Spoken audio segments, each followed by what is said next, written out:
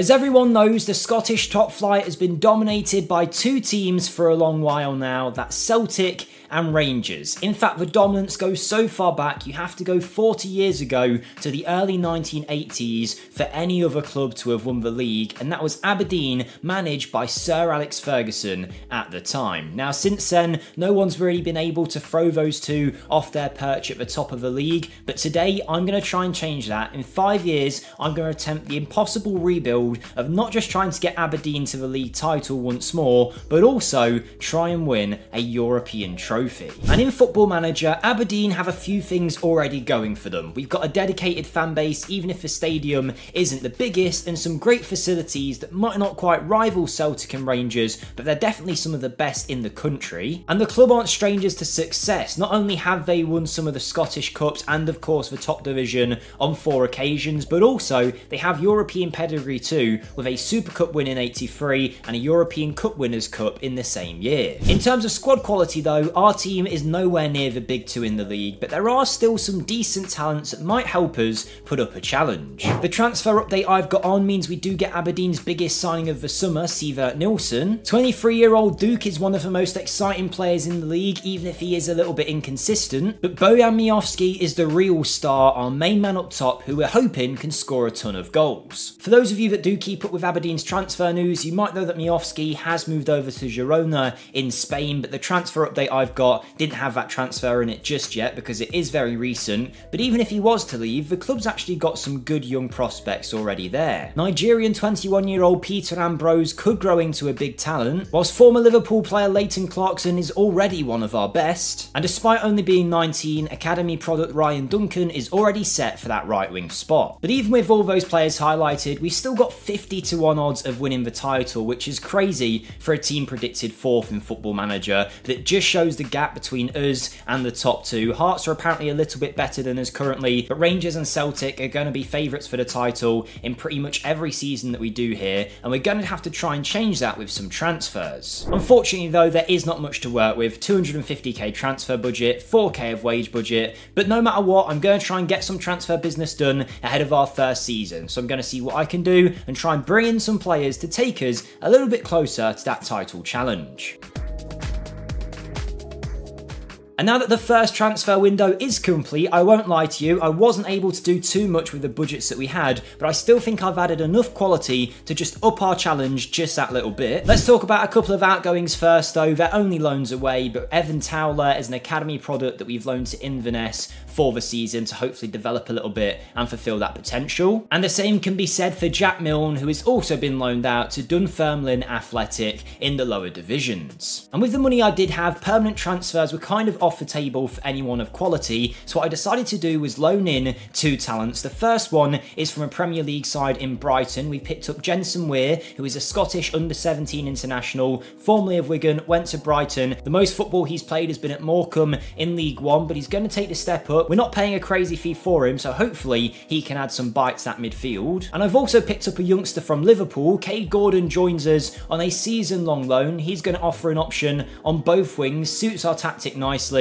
Formerly of Derby, we're hoping he can make a big impact here in Scotland. So whilst it wasn't a crazy window for us, there's definitely going to be more transfer business down the line. We just need to get season 1 out of the way, and then we can start making this team our own. But let's take a look at what we have inherited currently. We're looking at a 4-3-3 system. That's what I'm trying to play, a gegenpress style, and here is what is currently considered our best starting 11. Dimitar Mitov is in goal, a player that was formerly playing for Cambridge in League One, has joined Aberdeen recently and is our new shot stopper in the net. We've got Nicky Devlin at right back at age 29. At centre back, it's Deloney, Jack Milne, and also Richard Jensen, the Finnish international. They're supposedly considered our best pairing at the back, whilst Jack McKenzie, age 23, is supposedly our best left back. But already looking at the team, you can see the quality levels are quite low. We've got Nilsson and Clarkson in the midfield, who you've met, alongside Jamie McGrath, who is an Irish 26-year-old who hopefully can offer us some great ability from that midfield. And then going forward, we've got Duke on the left, who you've met, Miofsky, and Cade Gordon is now our best right winger. Season preview wise though, things haven't actually got any better. Still 50-1 odds of winning the title, whilst Hibernian have overtaken us in the prediction table, probably because they've made some signings of their own. But with those transfers done, we're ready to go ahead with season 1. My aim for this season is just going to be to finish in the top 5 or so, see how we get on. Then next season we can invest some cash into this team, shift some players on, and really take them to the next level. But for now, we need to make sure we keep our job after the first season. And I've got to say, this rebuild has already got off to a flyer, because season 1, we were exceptional. We weren't perfect by any stretch, but our team proved we could go toe-to-toe with the best in the league. Take this game against Celtic, for example, where they took an early lead. But despite all of their quality and the players they've got, we stayed in the game, and we're the loanee scored an equaliser. And just as we headed into the 92nd minute at their stadium, a corner came in, it fell out of the box, came through to Cade Gordon, the other loanee. He smashed it home, and that claimed us a famous victory, and that was one of many this season. But it wasn't just Celtic we were beating, we also got a win against Rangers, with Duke scoring 1, and some really nice build-up play getting us down the left-hand side, with Duke finding Miofsky in the middle to get us 2. And those fantastic results meant we finished with a brilliant 2nd place league finish, which is far above what I could have expected in season 1. That being said, we're miles away from Celtic, and Rangers were very close to us, so I don't necessarily know if this was a fluke season yet, or whether we've just done something really good this year. But Bojan Miofsky was the clear star, and this is about as good of a start as I could have wished for, to be honest. Considering the dominance Celtic have had over the last years in the league, and also the fact that I'm not managing hands-on, and I've only got 5 years to try and do this, I genuinely considered this an impossible rebuild at first. But with the way this season's gone, we might just be onto something. Miofsky didn't just score those 27 league goals though, he scored 40 goals in 45 games in all competitions. Meanwhile, we had Duke having a great season, 15 goals for him. Ryan Duncan, I asked the assistant to play him as often as possible on that right hand side, and he has developed massively, and he's now one of the best options we have in the whole squad in terms of star quality. We had goals from all across the team, and this was a brilliant start for our Aberdeen side. And it's a good job they've done pretty well, because budgets wise it's not really got much better for us. Yes, we've got £1 million to spend and £6 the wage budget, but in terms of competing with Rangers and Celtic with that kind of money, it's going to be nigh on impossible in the transfer market unless we can pick up some young talents to maybe develop in the future, or potentially sell some of those stars that have done so well for us. But now I need to make some transfers, let's see what happens, and hopefully we can get some players to help us close that gap on Celtic at the top of the league.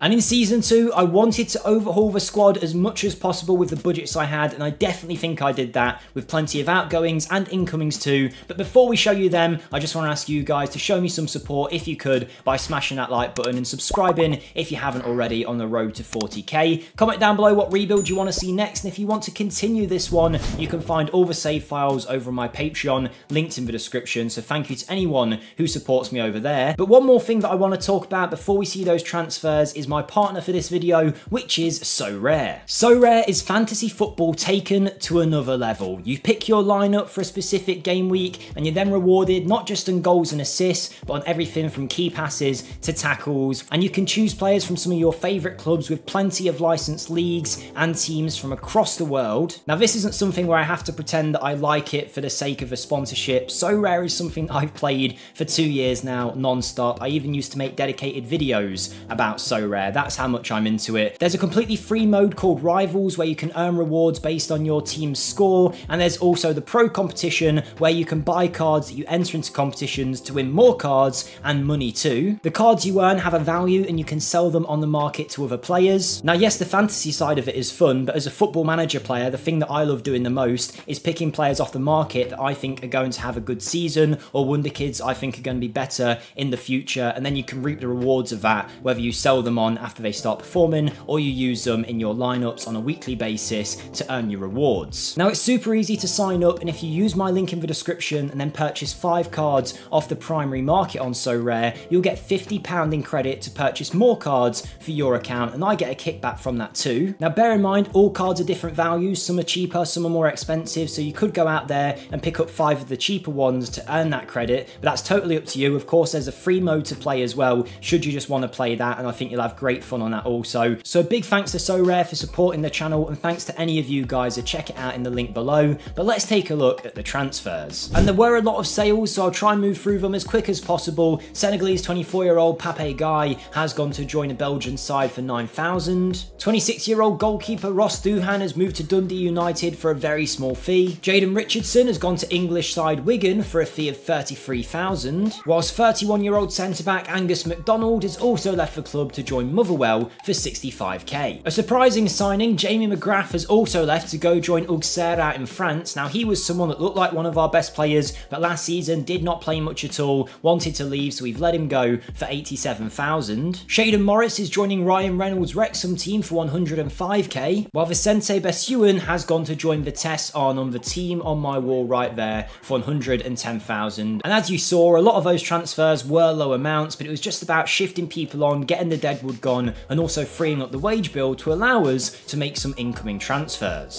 The first of which is a brilliant pickup for us in my eyes. 32-year-old Scottish international Liam Cooper, formerly of Leeds, has joined us. He's never played in the Scottish leagues, but he's getting his first chance now, having been let go by Leeds, despite playing 19 times for them in the Championship, so still clearly a good player, and he's coming in as one of our best defenders. Man City's Micah Hamilton was let go at the end of his contract, and that means we've been able to pick up a very talented young Englishman with the potential to grow, and that's exactly what we need to look for in this rebuild. Young, talented players to sell on for a profit somewhere down the line if we're going to try and compete with the big two. We've actually spent some cash on a player though. Mehmet Aydin has joined us, a 22-year-old German fullback who we have picked up from Schalke for 1.1 million. Now he played regularly in the Bundesliga too for a very good Schalke team in that division, so I think this would be a great pickup for us. I do want my right back to be quite attacking. He's a versatile player also, so he fits the bill all around and is a great player to have on board. We've got a new goalkeeper option. 29-year-old Malian international Dilgu Diarra, I don't know if I pronounced that right, is in the net. Again, another free transfer. He's 5'8", so he's not really the biggest goalkeeper you'll ever see, but he's been doing a good job out in Tanzania for young Africans. God knows how our scouts found him, but they did, and he is our new number one. And finally, we spent £1.2 million on a 20-year-old Norwegian midfielder, Christian Arnstad. He is our new number 7. He's a great player with huge potential who we've picked up from Anderlecht. His first 2 games haven't gone so well, but I think that's a general club thing and not his fault. Our first 2 matches of the season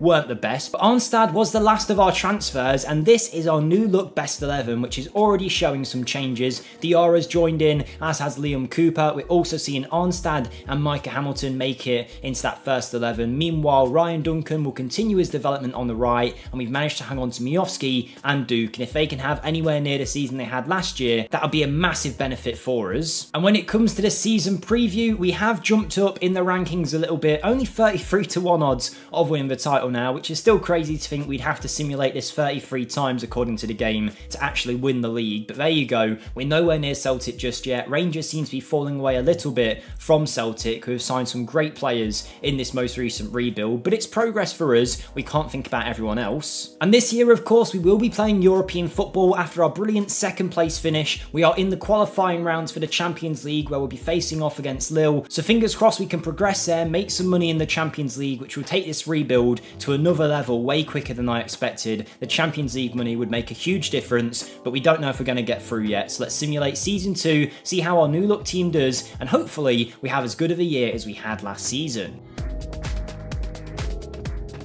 And I mentioned at the start of this rebuild that I thought this could be an impossible challenge, and then after last year, I thought we might be able to actually do it based on how we did, finishing in second place and having a great year. But this season, let's just say things didn't go as well. The Champions League qualifying round, spoiler alert, we didn't win. We lost 6-4 to Lille, but that meant we dropped into the Europa League, where we had a pretty good league phase and made it into the knockout playoff round. And we were drawn against Real Sociedad, who aren't necessarily the best club in the world, but they showed us there are levels to this game, and at their stadium, they beat us 3-0. In the second leg, they then travelled to Aberdeen, and the mistake from our midfield led them to an early chance, only 14 minutes on the clock, Sadiq dribbling around our defence and blasting it Kasmitov. We did show a little bit of fight back though, being 4-0 down in the tie just after the start of the second half. We gave our fans something to cheer. Shinny receiving the ball on the edge of the area, his deflected shot off Miofsky going in. And not too long after that, another chance, McGarry getting forward down the left hand side, blasting home. That was all we could do, 4-2, not a bad effort, but our first European journey didn't go very far at all. The Viaplay Cup, Hibernian knocked us out 2-0. The Scottish Cup, Celtic knocked us out in penalties in the quarter-final.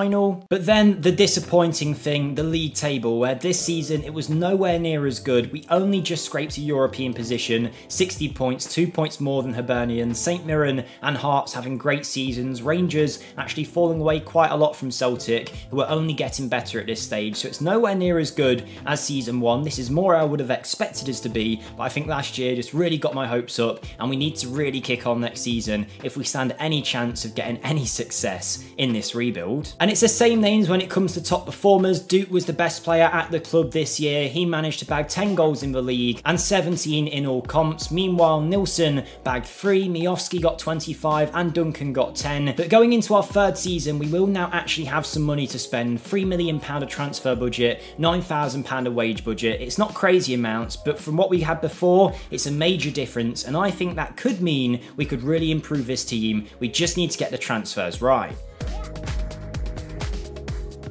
And I'll be honest, it's not often I come out of a transfer window and I feel like we haven't done enough in terms of the quality we've brought in. I'll be honest, with the transfers we've made, I'm not sure it's going to make a huge difference to our team, but I'm hoping to be proved wrong. Let's start off with the sales, where we did sell a lot of key team members. Richard Jensen was the first, originally one of our best centre-backs. He didn't play as much last year, and now he's gone to Pogon for 10k out in Poland. Dante Polvara has gone to join Orlando Pirates in South Africa for 11,000. Esther Soklar made us a little bit of money, moving to Olympia out in Slovenia for 200k. Liam Cooper was already done at the club after one season. He's declined massively, and now he's moved off to Cremonese out in Italy for £325,000. But the big sale, one of our stars, Sivert Nilsson, has moved to go and play for Odd out in Norway, his home country. He has moved for a decent fee, to be honest, of 1.4 million. Back to the country where he's played a lot of his football already. We make some nice cash off it, but I was hoping with the money we made, we could reinvest and really improve our team, but I'm still not fully convinced about the players we bought in. We got a backup right back because I felt we lacked depth there, so we bought in Josh Dakre-Cogli, a 29-year-old English player from Bolton who was let go from them in the Championship. Patrizio Stranati is one of the better players I think we've picked up, a 30-year-old centre-back in his prime who's expecting to be a star, a Czech Republic international, a consistent performer for Puskas Academia, and now fingers crossed he can be good for us at the heart of our defence. And I was also happy with the other centre-back that came in, João Nunes, a 29-year-old Portuguese national with good ability who we signed from Újpest on a free after he left the Hungarian side after a pretty good 2 seasons. But then I spent £1.4 million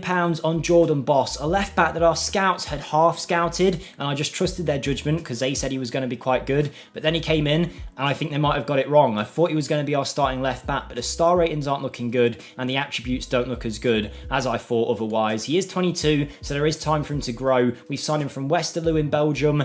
Again, could it be a waste of money? I'm not too sure. Fingers crossed it can work out and he'll turn out to be a good deal. And then just for some extra depth on the wings and up top, I've bought in 27-year-old Jan Karamor on a free. He is signed from Torino, where he was playing in Serie A for a pretty big Italian side. Not necessarily a starter for them all the time, but does give us that little bit of extra quality, but I don't necessarily think he's a game changer on the wing for us. That being said, our best 11 has changed quite a lot since we last saw it. It's Diarra, Aiden, Nunes, Stranati and Boss as a full back line and goalkeeper that we've brought in ourselves. Clarkson is the only remaining player in the midfield from the original team we inherited, alongside Arnstadt and Hamilton. Meanwhile, Karamor takes Duncan's place as our best right winger, whilst Duke and Miofsky obviously retain their place at the top of the team. Couple quick things to note: Ryan Duncan has continued to develop well, but isn't necessarily going to be the star that I thought he could be. And we also gave loads of football last season to left back Evan Towler, but he just did not quite develop as much as I wanted. But what I will be doing is given some game time to a 17-year-old that came out the academy, Ryan Miller, a number 8 for our team, an under-21 Scottish international. Not great right now, but if we give him the right development in the team, he could be a very good midfielder for us. So I'm going to try and give him some game time this year. And hopefully we'll be seeing more of those good young players come through, because as you can see, we have upgraded the facilities in our time here. We're not just trying to make the Aberdeen first team win a trophy, we're actually trying to build the whole club up from the ground up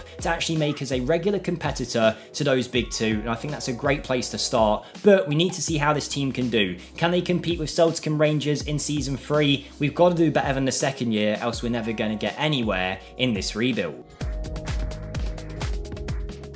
And once again, it's definitely been a mixed bag of a year. The domestic cups didn't go well this season, but in the European stages, we weren't in the Europa League or the Champions League. We were in the Conference League, which was a little bit more our level, and we actually managed to make it to the knockout rounds. And having knocked out Bodo Glimt in the round of 16, we faced off against Greek side PAOK in the quarter-finals of the competition, and this screamer put them 1-0 up from Mendy. Honestly, one of the best goals you will ever see in Football Manager, that was. An insane strike, but we did manage to equalise. That man Miofsky still scoring the goals, going close range and putting it past the goalie. But the home side did manage to add a second from a corner late in the game to take a lead into the second leg. So 2-1 down, they came to our stadium and we managed to get ourselves back in the game for a deflected shot from Karamor, but we made a mistake in defence, giving the ball away to Konstantelias, one of the best players in Greece. He managed to put it past Diarra, and unfortunately that was that. We were knocked out 3-2 on aggregate. We gave it our best shot. In fact, in that game, we completely dominated them, had loads of chances, we just couldn't find the final touch. And then when it comes to the league, we struggled again. The same amount of points as last season. We managed to finish 1 place higher, St Mirren not having as good of a year, but Hearts are pulling away, Rangers are pulling away, and we look no closer to closing that gap on Celtic than we did at the start. Partly not our fault, because Celtic are going out and signing superstars. I mean, look at the top goal scorer in the division, Ivan Toney. What a player for them to be able to pick up. And if you actually have a look at their best 11, there's so many great players in there. They've managed to hang on to Matt O'Reilly, one of the best players in the league. Even their bench has got players like Sepp van den Berg, who we would love to have in our team. Vasco Souza, Alexis Salamakers. Celtic are stacked. One benefit we have had this season though is Ryan Miller did play a lot in the midfield. The youngster that I wanted to develop did develop. Still not quite there just yet. Didn't have the best season, but he got game time and that'll hopefully help him down the line. Our best players though, it's the same old story. Duke is right at the top with 18 goals. We had Miofsky scoring 26. Michael Hamilton did have a very good year in the midfield and has now got a pretty high valuation, whilst Karamo did manage to add 15 goals in his first year in a great return from him. One thing we can take credit for so far at Aberdeen though, despite not winning a trophy in 3 years, is raising the valuation of a lot of our players. There's a lot of stars now that we could sell for 5, 6, 7 million, which is crazy money for a team like Aberdeen at this stage. So that's at least one positive we can take. And if we want to close a gap on the big two, we're probably going to have to actually sell some of those players on, because again, the budgets aren't great. 2.44 million, 7k of wage budget. So let's be honest, we're not signing Lionel Messi and Mbappe in the summer, but I'm still going to try and do what I can to make some big transfers and make this team an actual challenger for the league. I've said it every year, but it just doesn't seem to happen yet. So fingers crossed, season 4 is the one. Okay, season 4, strap yourself in. This transfer window was a crazy one. They say you have to buy a ticket to win the raffle, and we have certainly made a big gamble with the transfers we've done this summer. We have sold £22 million worth of talent, spent over £10 million on incomings, and it's up to you to determine if you think we've actually improved our team or not. Let's run through some quickly. Peter Ambrose has moved to Uzpest. This guy never really worked out or reached the potential we wanted. It's a small fee, but he's gone. Jack Milne never quite became the player that we wanted to either, so he's moved to Motherwell. A nice move for him. Hopefully he gets some game time there. £46,000 for him. Not a huge fee, but there is a sell-on clause in that deal. Dimitar Mitov did not want to be our backup goalkeeper any longer, so he's moved to Preston in the Championship. A good move for him. £47,000 is the fee there. Here we go though, the big sales, and to say this is the smallest of the 3 is saying something. Christian Arnstad has moved to Standard Liège. He's going to be getting regular European football for one of the best sides in Belgium. £6 million was the fee, rising rising to 7. After 2 decent seasons for us, we have flipped a 5 times profit on the player, and that's exactly the model we need to follow if we want to take Aberdeen to the top. But we're going to have to replace the goals of the main man. He's moved to Girona in real life. We managed to hang on to him for a few seasons here. Bojan Miovski is going to play in the Bundesliga for Hertha Berlin. Good luck to him. I'm sure he's already a legend at Aberdeen for the amount of goals that he's scored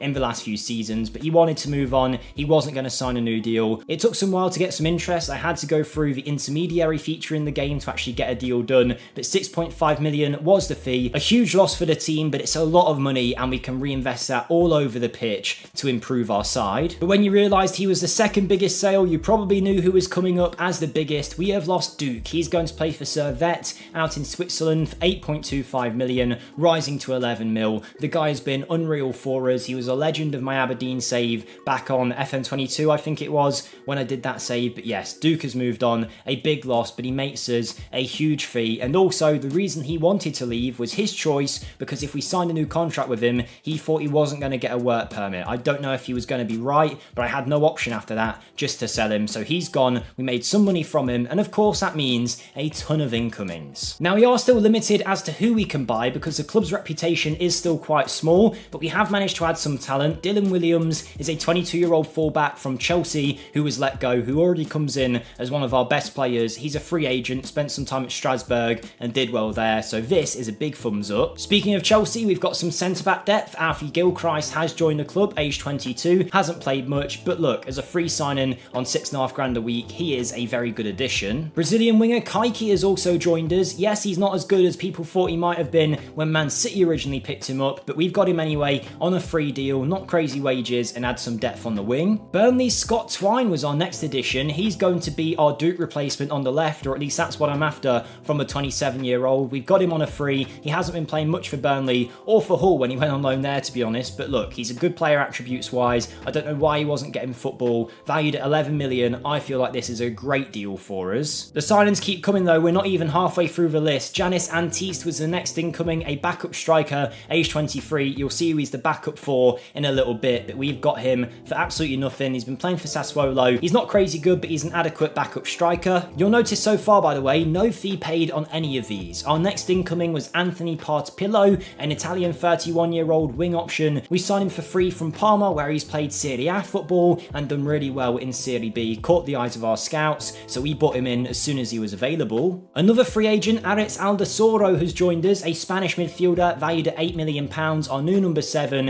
He is coming from Racing Santander out in Spain, where he's been brilliant for them in the second tier. In his prime now, he is going to be a very handy option in the midfield. We've got a new goalkeeper. Diarra's going to be the backup because our new number 1 is Andrew in what is one of our biggest coups yet. This guy is great in FM, and I'm so glad our scouts found him. He was playing for Gil Vicente, left them as a free agent, and now he's coming to Scotland to be our number 1 in between the sticks. A new backup right back, nothing crazy, but the Greek international 28-year-old Lazaros Rota is in to cover that position from AEK Athens. But the two big signings, the first one is Mohamed Ali Ben Romdan, the 26-year-old Tunisian international, who is an unreal midfielder. Again, we signed him for free. Ferencváros is where he was playing in Hungary. He was unreal there, and now we pick him up, and we have a brilliant talent now. One of the best midfielders, I would say, in the Scottish divisions right now. But you might be thinking, I've signed all of those players for free. How did I spend 11 million? Well, it was all on one player, and that is our new replacement for Miovski and Duke. I've gone all out and signed an 18-year-old Jordan Ross. He's got international appearances at only age 18. He's a brilliant striker with huge potential, lots of upsides as well in his pros and cons report. And if you have a look at Hibernian,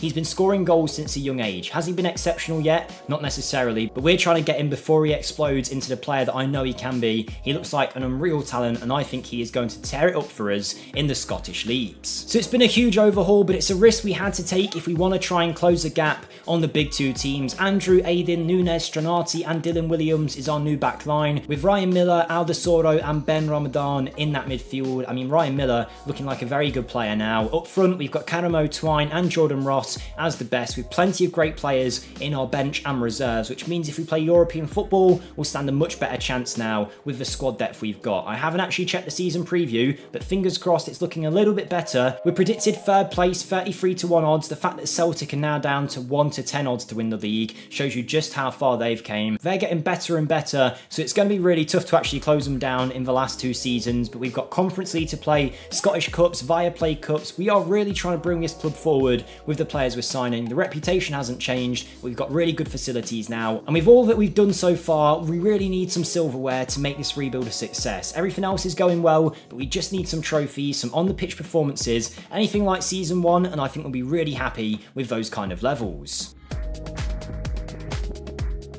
And I said earlier at the start of the Season 4 transfer window, you have to buy a ticket to win the raffle, and I think this season, we won the raffle. We had a very good year. In fact, we'll start off with the domestic cup. We haven't really focused on them too much so far, but this year we made the final of the Viaplay Cup. Usually dominated by Rangers and Celtic, a different team had a chance to win it as we faced off against St Mirren. We took a 1-0 lead through a Scott Twine penalty and managed to hold that until the 90th minute when Leighton Clarkson bent one in from the edge of the box, and that won us our first piece of silverware in this rebuild. The Viaplay Cup was ours. It's not what we were aiming for at the start of this rebuild, I must say, but it's certainly something. The impossible rebuild still feels pretty impossible, but this is something that can give us a little bit of hope going forward. But there was something else that gave us a bit more hope than just winning the Scottish League Cup. And that was in the Conference League, where we faced off against Genk in the quarter-finals, and we got off to a brilliant start through Ben Ramadan playing it in and then Antis tapping home. That was the start of what was eventually a 5-3 win, and we were in the semis, which I was more than happy with.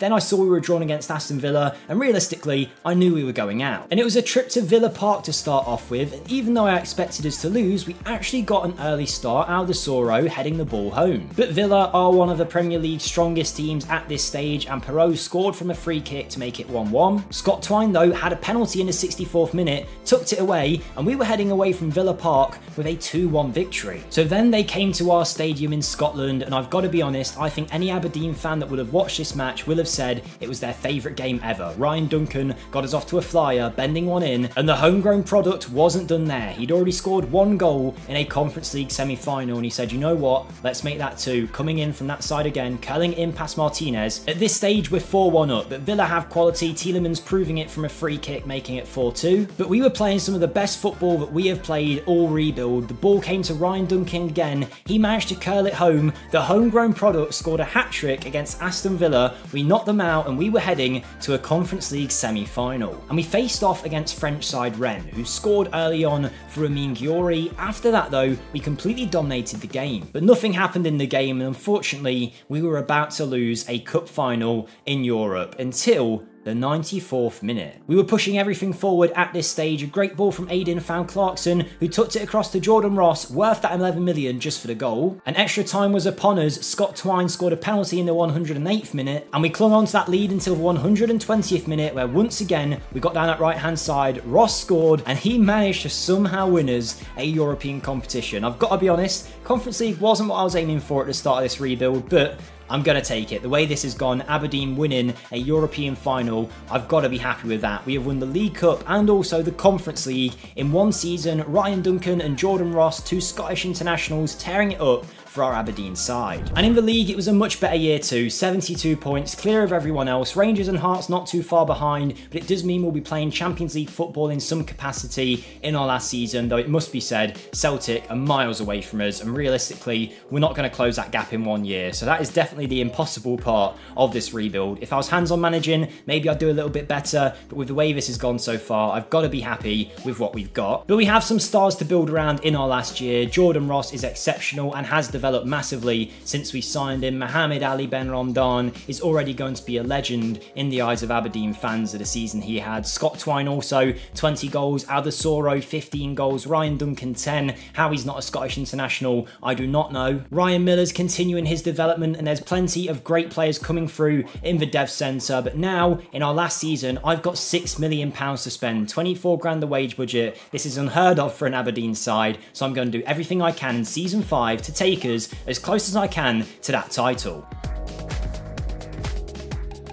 And I think once again, our transfers have been excellent this season, but before I show you them, this is the last time I'll be able to ask you, if you have enjoyed the video, please do smash that like button and subscribe. A big portion of you are watching but aren't subscribed, and even if just some of you guys did, we would see a huge increase in subscriber numbers. So thank you to anybody who does that. Weekly rebuilds on the channel for those of you that enjoy it. But let's see the transfers. We made a quick profit on Lazaros Rota, who has moved to St. Gallen out in Switzerland for 1.1 million. Jan Caramo has moved to Cagliari out in Italy for a fee of 2 mil. He had a good season with us when he first came in, then we loaned him out and we made about 3.5 million from him. And Diarra served as well, but now he's going to play for Hertha Berlin as their new goalkeeper. Good luck to him. The 5'8" goalie will go down as a legendary figure at Aberdeen, I'm sure, but he is now out the door. Coming in was Jake Clark-Salter, another former Chelsea player to join us. Hasn't actually played in Scotland so far in his career, but hopefully he'll take to it well. The 29-year-old is one of our main centre-backs. He's not quite Celtic or Rangers level, I wouldn't say, but he's going to fit right in this Aberdeen team. Max Allien is a very good young defender who hopefully we can develop. He's 22. He was on Rangers last season on loan. He's been playing for Man City. That's where he was let go from. Another Man City Academy product. You can't really go wrong with those. Brian Reynolds has been a brilliant pickup for us as a new right wing back option. Again, super versatile. Joins us on a free from Westerlo, where he has been one of the best players in Belgium. Some incredible performances there. Lucimi Cruz is a wing option that comes in to replace Caramo. A little bit better too. 26 years of age, joining from Tenerife in the second tier. Again, he's been very good over there. Our scouting has brought up some weird players in this rebuild, but it's pretty interesting to see these as opposed to the normal names we sign. And then Alex Palmer joins us as our new backup goalkeeper to replace Diarra, formerly of West Brom, where he's been playing regularly in the Championship and League One. So I think this is a real nice addition to back up Andrew in the net. And we finish this rebuild with this as our best 11. Andrew, Reynolds, Allien, Clark-Salter and Williams as the back line, with Ryan Miller, Aldasoro, Ben Ramadan, Cruz, Hamilton and Jordan Ross finishing off the rest of the team. We've got Duncan, Clarkson, Stranati, Scott Twine all on the bench, plenty of others too. Our final season has us at 13-1 odds of winning the title, which shows just how far we've came so far in this rebuild. Meanwhile, Celtic have picked up one of the best left backs in the world, age 25, Otavio too, from Portugal. He's a great player. Armando Broja is now playing for Celtic. You can see what we're trying to compete with. It's not easy, but we're going to give it one last crack in our final season to try and close that gap and maybe, just maybe, win the Scottish title.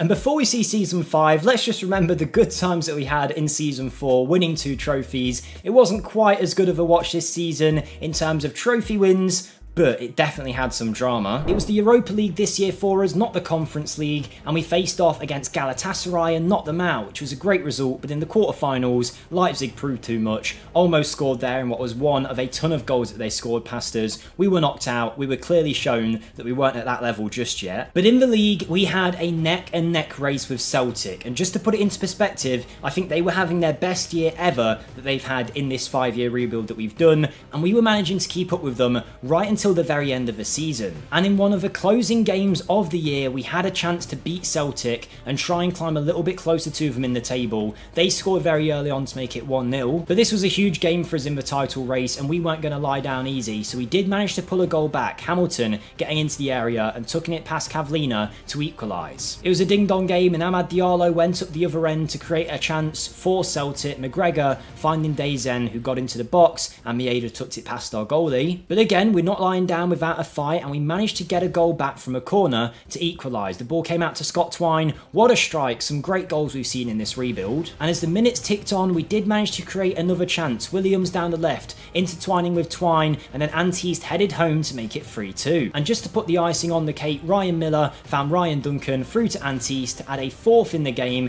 We did manage to beat Celtic 4-2. Unfortunately, that wasn't enough for us to win the title. Celtic were just too good, but look how close it was. So frustrating. 2 points behind them, but we got 93 points this year. So much better than anything that we'd done previously. We had an unreal season, but we just lost a couple games too many. 2 to Celtic, including a 5-0 loss, would have been really tough for us to take. We were so close to them in the end. It's actually quite disappointing that we're not seeing Jordan Ross as one of the best strikers in the division this year. Him only getting 12 goals did affect us massively and really didn't help our chances. But look, this is definitely a side for the future. Everything we've we've built here suggests we've got some great players to develop, also some players to sell on, and some academy players coming through with great facilities also. You can see some of the great performances that we had this season. Financially, there's 13 million in the bank and the debts and loans are pretty much clear. And for anyone who continues on Patreon, yes, our reputation hasn't changed at the club, but we've added 2 trophies to the cabinet and improved the facilities massively. So I'd love to hear if any of you are going to give it a go and try and close that gap